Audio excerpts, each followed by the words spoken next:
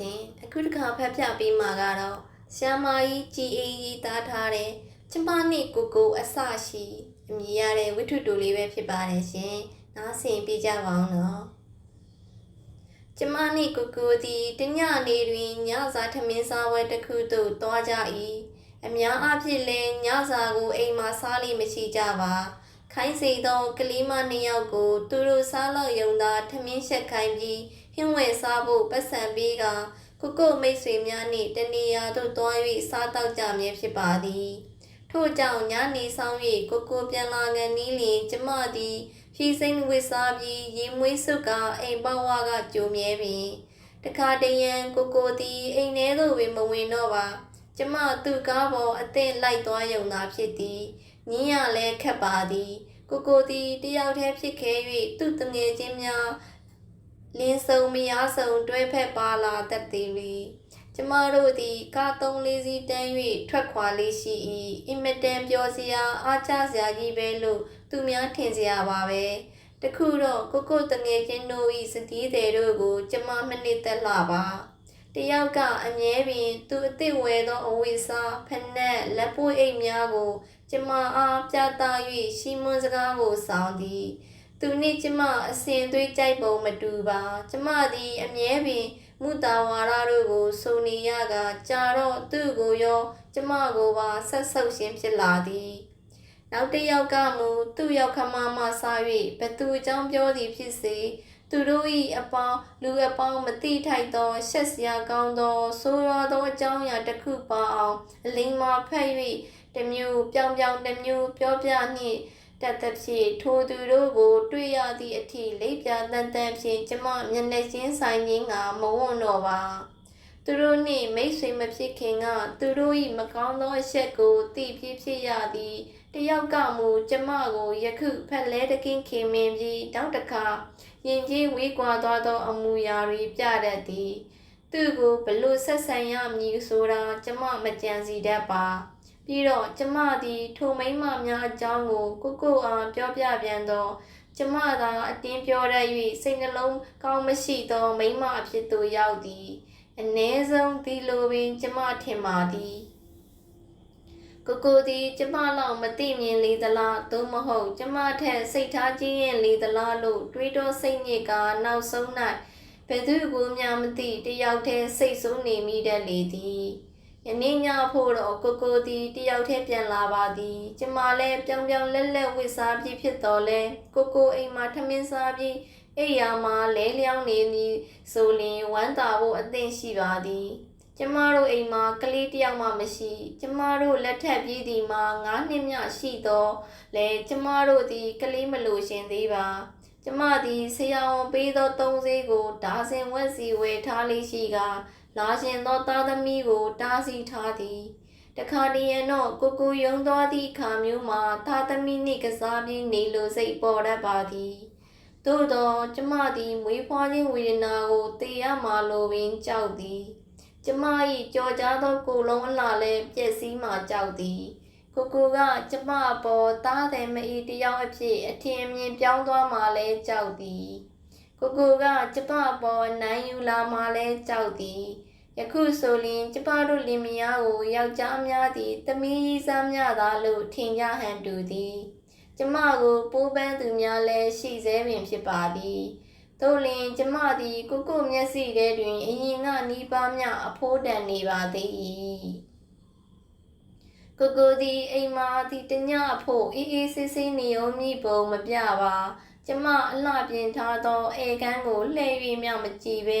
ဒင်နာသွားရအောင်မသွားလို့မဖြစ်ဘူးကိုဝန်ကြီးကလာရမယ်ပြောတယ်လို့သာပြောပြီးရေချိုးကန်းကိုတန်မတ်သွားသည်ကျမသည်ဧကန်းထဲမှာအေးချမ်းပါလျက်ပန်းကားဖွင့်ပြီးမမောပါပဲအပန်းဖြေနေရပါသည်ကျမဧကန်းကိုဒီနေ့အထူးပင်ပြင်ထားသည်ခါတိုင်းလဲအထူးပြင်ခဲ့သည်ပင်ညနေကိုပြန်လာလျင်နှစ်ယောက်တည်းတစ်ခါလောက်နေကြဖို့ဖြစ်နိုင်မလားလို့မျှော်လင့်စိတ်ကလေးထားတတ်သည်ကိုနှင့်ကျမသည်နှစ်ယောက်တည်းအေးလူ2 နာရီပြည့်အောင်မနေရတာကြာပြီလက်ထပ်ပြီးစားဟန်နီမွန်းထွက်သည့်4 လကုန်သွားပြီကလေးကဆိုပါစို့ကျမဧကန်းကိုပြင်ခဲ့သည်မှာပညာကျိုးနှက်လာသည်မဟုတ်ပါ ဧည့်သည်တို့အံ့ဩခြင်းကိုခံယူသာဖြစ်ပါသည်ငွေကုန်တာကိုတော့ကျမတို့ဖို့တွက်เสียမလိုသောအရှိန်ရှိသည်ကျမ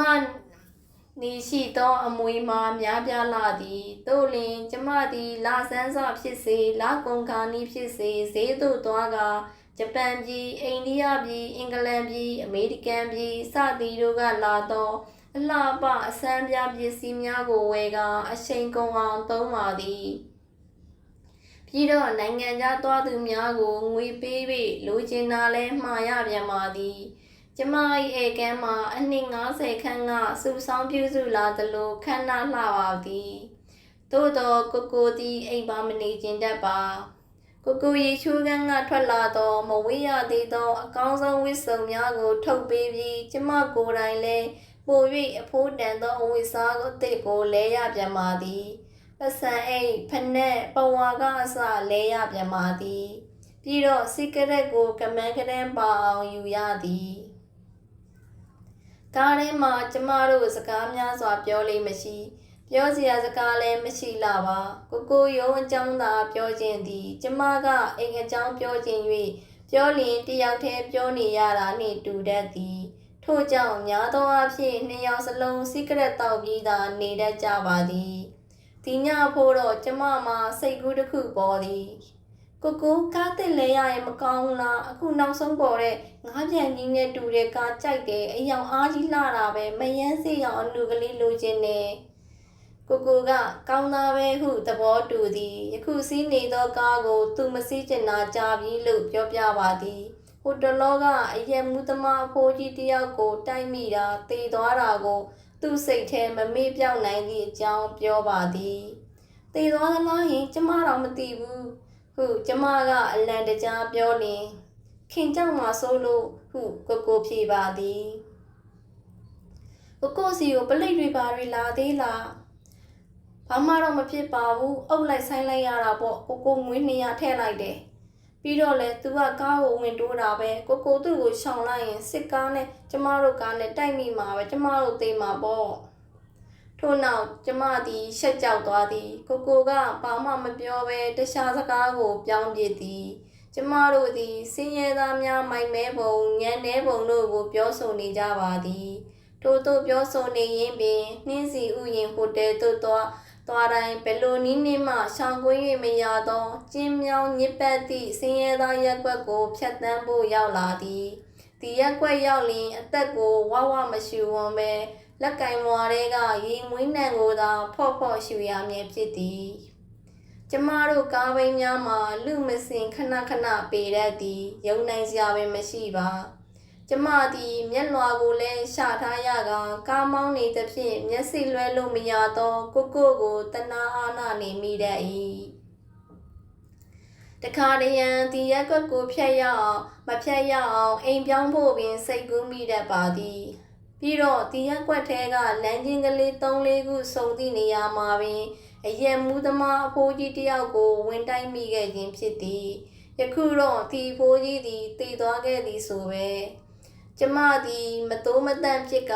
ကိုမျက်နှာကိုမော်ကြည့်လိုက်ပါသည်ကိုကတတိထားမိရန်မတူပါ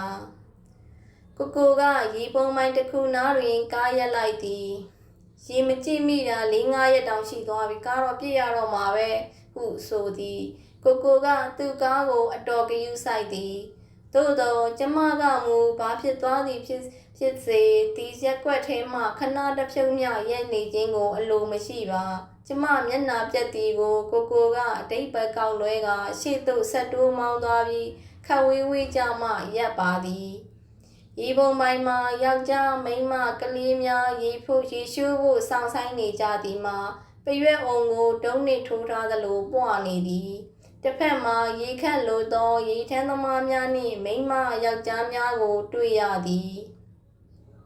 လူတိုင်းပင်ရန်ဆောင်နေကြ၏ရေကလည်းတဆက်စီကျနေသည်သူတို့ကြည့်ရသည်နှင့်အိုက်ဆက်ရသည်ကိုလည်းတတိထားမိကရွှေ့ပြန်ကျင်လာသည်မျက်နှာမှာချွေးစို့နေပြင်ဆင်ထားသည်တို့ပြေမှာဆိုးရွံ့မိသည်ကားကလည်းရက်ထားရသည်ကိုကြောင်မီလားမသိကိုသည်လူတော်တဲ့တိုးသွား၏ရေခတ်မှာကိုလည်းမနှိမ့်မြို့နိုင် ညစာစားပွဲပြသို့သွားတိုင်းဒရိုင်ဘာကိုမခေါ်လို့တာနားမလည်နိုင်ပါဒရိုင်ဘာအားကိုနှင့်တိတ်တောင်းမိမှာဆိုလို့ထင်သည်ကိုယ်တိုင်ကားမောင်းရမည်ဆိုတော့တိတ်မတောင်းမဖြစ်တာကိုလည်းဆင်ခြင်ပြနိုင်သည်ကျမကအရက်နံ့ကိုသဘောမကျလှတာကိုကတိတ်ညာသောသဘောရှိသည်သို့ပဲတွေးထင်လိုက်ပါသည်ဒီလိုကိုလိုရာဆွဲတွေးခြင်းသည်တတ္တိနေတာမှန်တော်လဲစိတ်သက်သာမှုကိုတော့ပေးပါသည်ကိုသည်ကျမမပါသောပွဲများအထူးသဖြင့်မင်္ဂလာဆောင်ကန်ဤသူတို့သား၏အရက်ဖြင့်ရွှဲဆိုနိုင်သောပွဲများကိုတွားလျင်ဒရိုင်ဘာကိုမောင်းစေတတ်သည်ထိုညမျိုးတွင်ကျမသည်ကျမ၏အခန်းတကားကိုကျက်ရှာ၍အိတ်လေးရှိသည်ကျမကိုနှင့်သူပေါင်းဖော်များကပါခေပညာတတ်ပါလျက်ခေမမီဘူးအံ့ဩစရာကောင်းသည်လို့ထင်ကြသည်နောက်ပြောင်ရင်မောကြသည်သို့တော်ဒီခါမျိုးမှာကျမသည်ပြုံးရည်နေလဲရင်ထဲမှာနာအောင်ပြီးပါဇက်ကဘာမှမပြောတတ်ပဲပြောတတ်သမျှကိုလည်းမပြောဝံ့ပဲဘလူနေရသည်ဆိုတာဘယ်သူမှနားလည်မည်မဟုတ်ပါကျမသည်ရှေးဆန္ဒဟုတ်ရှင်လဲဟုတ်မည်အကြောင်းမူကားအရက်တောက်ရှင်သည်ကျမတို့မြန်မာလူမျိုးတို့၏ယဉ်ကျေးမှုမဟုတ်ပဲစိတ်ကြွယ်ရာမှာခိုးဝက်လုပ်ရသောမကောင်းမှုတစ်ခုဖြစ်သောကြောင့်ပင်ပြီးတော့ကိုယ်စိတ်ကိုအစိုးမရတော့သောအုံနောက်၏အထင်းချုပ်များလွတ်သွားသည့်ကြောက်ကြားစစ်တယောက်၏ပင်ကိုတိရစ္ဆာန်အမူအရာများကိုဆက်ဆုပ်သောအဖက်မလုပ်ရှင်သောစိတ်နှင့်မာနကျမမှာရှိပါသည်ဒါမှမဟုတ်လဲကျမသည်မမေ့တတ်တာသာဖြစ်လိမ့်မည်အကြောင်းမူကားကိုသည်မယားကိုအေးပေးလွန်းလှသည့်အင်္ဂလိပ်ထုံးစံကိုကျမ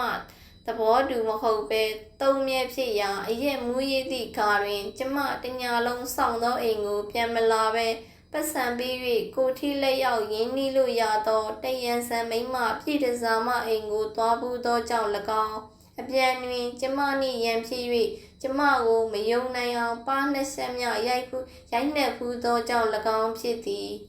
မကောင်းသောမိန်းမတို့သည်ထမိန်ညစ်ပေဝိမည်ထင်ခဲ့သည်ယခုတော့သူတို့သည်ကျမတဲ့လှခြင်းလှမည်ဝိကောင်းစားလှဝိရှင်ဝိမည်စုံမက်စရာဖြစ်မည်လို့ထင်ရပါသည်ဒီလိုကိစ္စမျိုးကိုဘယ်သူမှတော့အတိမပေးလို့ဖြစ်သည်မဟုတ်ပါကျမတို့အတိုင်းဝန်းမှာယုံကောင်းသောစကားလည်းမဟုတ်ပါကျမတို့သည်ဘယ်တော့မှလူရှိမှစကားဆန့်ကျင်လို့တောင်ငင်းဆိုလေးမရှိသည်မှာအမှန်ပင်ပြီးတော့လေကိုကပြောသည်အရင်မမူးပဲဒီလိုမျိုးကိုဘယ်သူလုံးမိမလဲကွယ်ဟုတောင်းပန်ရင်းပြောသည်ဒါကြောင့်ကြည်နေရပါသည်သို့တော့သူပြောသလိုပင်ဒီကိစ္စကိုဖြစ်စေတတ်သောအရက်ကိုနောက်ထပ်တောက်ရမှာကျမမျက်နာကိုသူစိတ်ကြည့်နိုင်သည်ကိုတော့တွေ့ပြန်တော့ကျမသည်ဘာမှမပြောတတ်တော့တာလားပြောစရာမရှိတော့တာကိုဘာသာမသိပဲအလွန်တရာပင်နှုတ်ဆက်၍နေလိုက်တတ်လေသည်သို့တော့ဒီเจ้าများကိုယခုလိုနှစ်ယောက်တွဲ၍သွာလာပျော်ပါမည်ကြံစီမှာတတိယဖို့မထိုက်သည်မို့မေးလိုက်ပါရစေ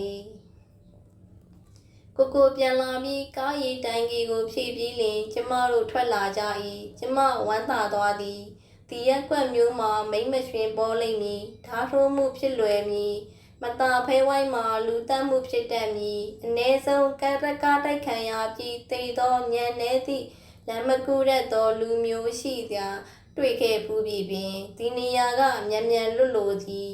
သို့သောဆူတောင်းပြေခြင်းကိုကျမလက်ထဲရှိအမွေများကမဖန်တီးနိုင်မှာကျမတို့ကားရက်သွားပါသည်ဓာတ်စီကုံအောင်တစ်ခါမောင်းလိုက်သည့်အတွက်ရွှေဆိုသည်ထင်သည်ဆက်နိုးလို့မရပါကိုကဒီလိုဖြစ်အောင်လုပ်သောဒရိုင်မာကိုရီမှန်း၍ဆဲရည်သည်တောက်ခေါက်၍ဒေါသပြင်းစွာထွက်သည်ထိုအခါမှာကိုမျက်နာသည်ကြည့်လို့မကောင်းလာပဲကျမအဖို့ကြောက်ရွံ့စရာဖြစ်လာသည်ကိုရဲ့ကားတိဝယ်လိုက်တာပေါ့ပတ်စံဆိုတာဘာလို့ဖို့ထားတာလဲလို့ကျမကပြောလိုက်ရှင်သည်သို့တော့သူ့ဘက်ကကူ၍ဒရိုင်မာကိုချိန်မောင်းခြင်းသောစကားသာကျမပြောလိုက်ပါသည်ဒီနားမှာဝက်ရှော့တစ်ခုတော့ရှိမှာပဲကိုသွားလို့ဖြစ်မလားခင်နေဝန်းမလားဟုကိုကမေး၏ကျမတတိရှိပါတယ်ကြောင်ပြက်ပြီးပြောလိုက်တော့လဲကျမသည်အာတင်းဖို့လိုသည်ကိုသိရှိသည်သို့မဟုတ်ဒီလောကမှာနေလို့မရ စင်စစ်တော့အတွင်း၌မပြောပြတတ်အောင်ကြောက်ရွံ့ခြင်းသည်အမြဲရှိလေသည်ကလေးငယ်တို့မွေးဖွားလာသည့်တခဏ၌ဝါကနေငိုခြင်းသည်ကြောက်ရွံ့ခြင်းတသက်ကြောင့်လိုပဲထင်မြင်သည်ကိုကူပဲပြန်လာမှာပဲပြီးတော့ဒီလိုဖြစ်တာလုံးလို့လွယ်ပါတယ်ဘိုက်စကယ်လေးထိုးနဲ့ပိုက်လေးနဲ့ထိုးလိုက်လို့တော့ရတယ်ကိုကအေးဆက်မှာကြောသောအရာတစ်ခုကိုလက်ထဲထည့်ခဲ့သည်ကိုကင်နေကြပစ္စတိုတနတ်ဖြစ်သည်ဒါနှင့်ကျမကိုကာကွယ်ရမည်တဲ့ကျမ၌ရှိသောအမွေတရလုံးအတွက်တောင်လူတစ်ယောက်ကိုမတတ်နိုင်မှာကျမမှာယခုပါသည့်စိတ်တစင်စာကိုပေးသည့်အသေးနှလုံးပုံပရမများလက်စွပ်ကလွဲ၍စုံမလှသည်မဟုတ်တနတ်ကိုကြည့်ရင်လူပေါင်းကိုတနာကျင်နာခြင်းအတိပြေလာသည်လူတို့သည်ရေချိုးရမှတုံးသည့်ရေမြုပ်နှင့်တူလာသည်ပင်ရေအတိဆုပ်ထားသည့်ရေမြုပ်လိုပင်အနှဲငယ်လေးထိခိုက်ရှာနာယုံနှင့်အီသွေးထွက်လာသည်ဒီအီများထွက်လင်းမဲ့တားမရတော့ပဲလှုပ်ရှားမှုရှုံငိမ့်တတ်၏အသက်ဖြစ်လွယ်သည့်ကိုဆရာဝန်ဆေးနှင့်တားနိုင်၏ဖြစ်ပြီးသောအသက်ကိုလည်းရပ်တန့်သွားဖို့လက်နက်မျိုးစုံရှိပါသည်သို့သောထွက်ခွာစားပြုစေအသက်ကိုပြန်ဆွဲလို့မရတော့ချေအံ့ဩစရာကောင်းသည်လို့ကျမဆိုလျင်ယူသွခြင်းပဲထင်လိမ့်မည်ဒီတော့တနာကျင်နာခြင်းအဖြစ်သာရပ်နာရပေသည်တွေ့တာချင်းသိမ့်မရှိလင်ကြောက်ရွံ့ခြင်းလည်းသိမ့်မဖြစ်နိုင်ဟာတို့လင်အာတင်း၍ကျမကြံရည်သည်ဒီရောင်လဲကွယ်ပြောက်သေးသည်မဟုတ်ညနေအေးယုံညပင်ကျမဆက်ဆုပ်သောထိုရက်ကွက်အလိမ်နိုင်လည်းမဟုတ်ပါလူနေအိမ်ကြီးလဲပါယုံပါကကားထဲမှာတယောက်တည်းကြံရည်လဲမဆိုးရွားလာဘူးထင်ရသည်ဘေးပတ်လယ်ကိုကြည့်ကတတိထားနေပါ၏ပစ္စည်းဥစ္စာနှင့်မကျေနပ်တတ်သောလူသဘောဆိုးတစ်ခုကိုလည်းတတိရသည်ယခင်ကတော့ကျမသည်လူတို့မှာ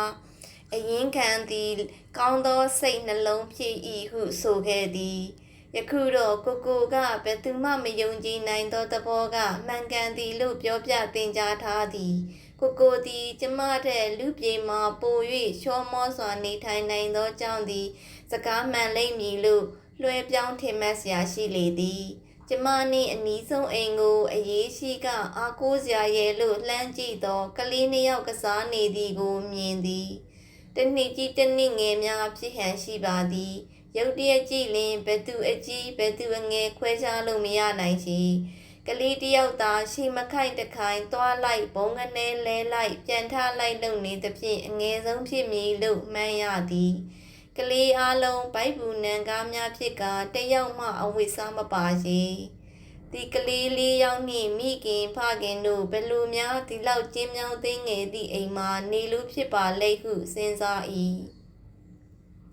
သူတို့ကြီးပြင်းသည်မှာတော့လမ်းပေါ်မှာဒီလိုပူအိုက်သောညာမျိုးကိုတတိယသောသူတို့ကိုလမ်းပေါ်မှာပင်တတိဒီသလားဟုပင်တွေးမစရာဖြစ်ပါသည်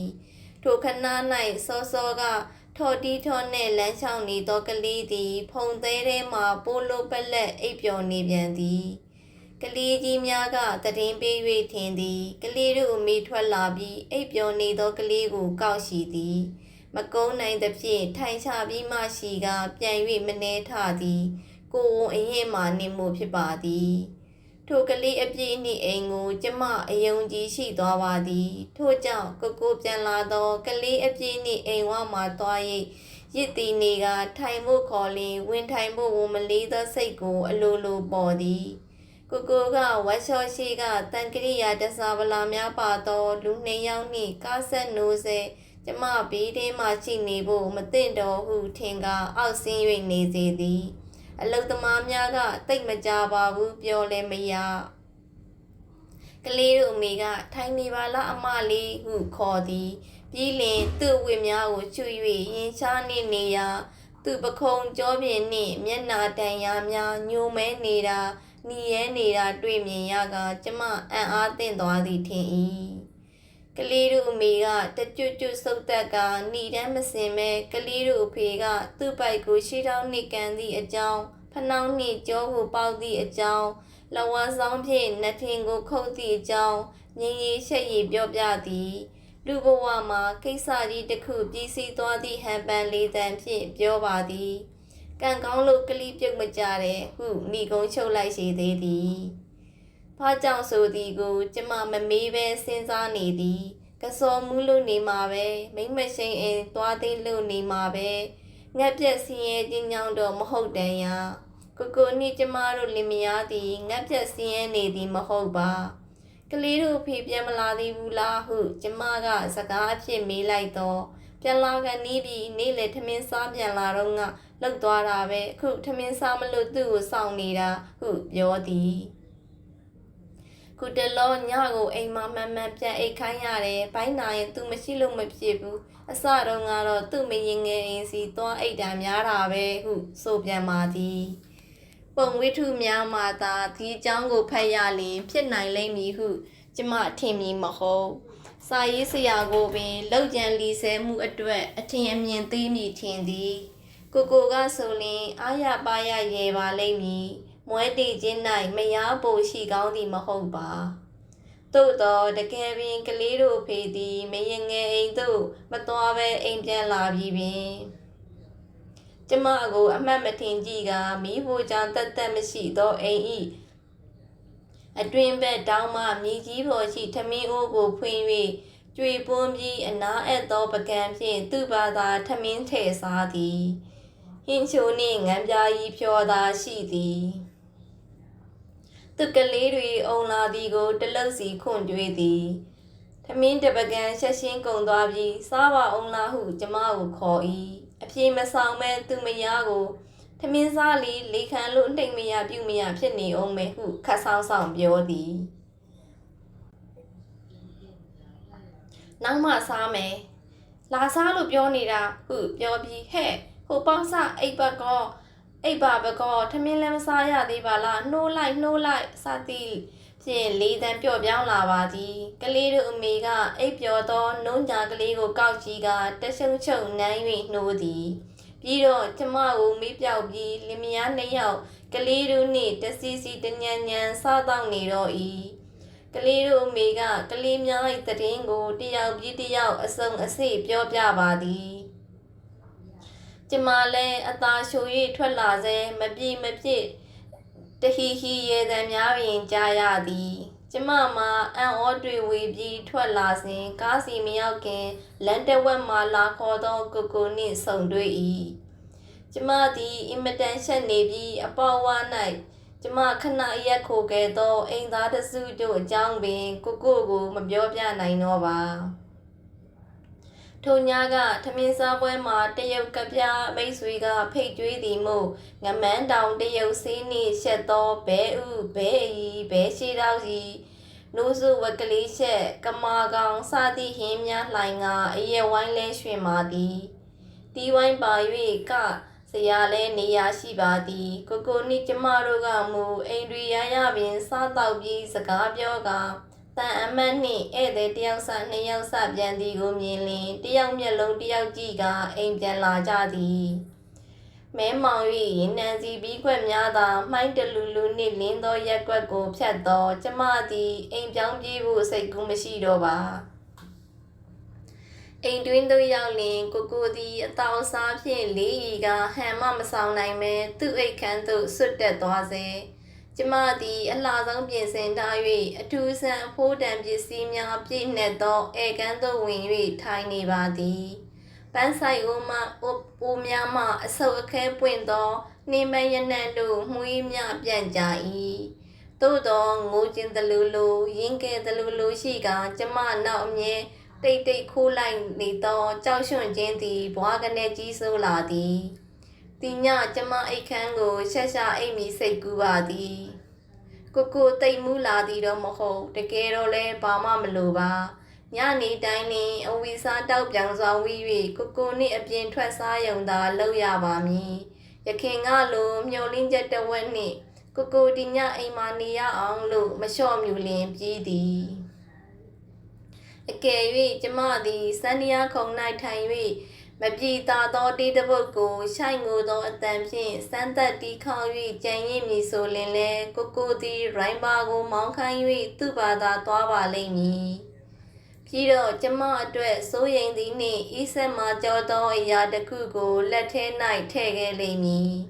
ကျမအဖို့တကားချက်ချရန်ပင်မလိုပါ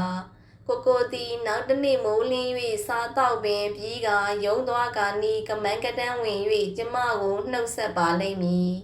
ကျမကနှုတ်ဆက်ယုံသာရှိသောရန်ဖြစ်ခြင်းကိုပြုပါမည်ယောက်ျားတရံစံနှင့်အိယာထဲဝင်တတ်သောမိန်းကလေးတို့သည်ကျမလောက်စိန်ရွှေမရှိလဲကျမထင်သလိုထမိန်ညစ်ကိုဝိမည်မဟုတ်တာသိကြပါသည်ထို့နောက်ဆရာဝန်ပေးသောဆေးကိုလွှင့်ပစ်ရှင်လဲပြစ်နိုင်လေသည်ကြည်အေး1959ခုဒီဇင်ဘာလထုတ်ပေးဖူးလာမဂ္ဂဇင်းနားဆင်ပေးခဲ့ကြတဲ့လူအလုံးကိုကျေးဇူးအများကြီးတင်ပါတယ်ရှင်